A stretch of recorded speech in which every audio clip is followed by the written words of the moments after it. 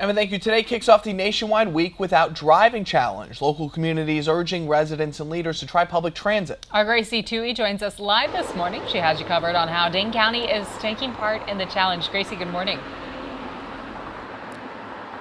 Good morning, Dana and Jake. Yes, this morning I'm at Metro Transit's Baldwin Street Station, where in a few hours, city leaders and disability rights advocates will get this week started with a group bus ride. This morning I'm joined by Sun Prairie Alder Cassie Benedict to talk more about this week. Good morning, Cassie. Good morning. So this group bus ride's happening pretty soon here. So how does something like this inspire policies for transportation here?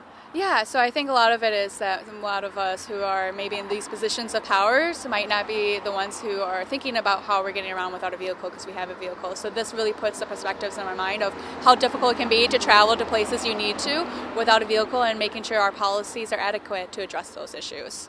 And why is Dane County taking part in this challenge?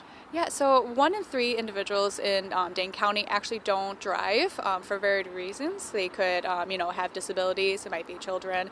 Additionally, income is another factor, along with, personal choice with that. And so there's a lot of individuals who don't have vehicles, who aren't able to drive in our city. We want to make sure that our systems are then set up so that people can get to where they need to in an efficient manner.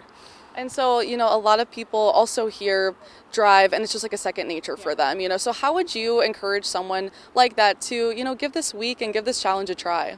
Yeah, so there's many different options of what you can do. You can go all in and go entire week without driving, but that can be very difficult. We understand that. And so we also just challenge you to try to thinking about going to like one errand that you have to do without driving. And that could just be going to the grocery store or whatever it may be, dropping your kids off at school, trying something of that matter.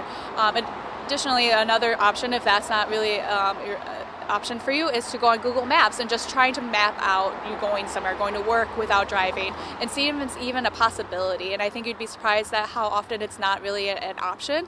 And so that's what we really want to bring light to, is not being able to do this and why our policies are then important to be made.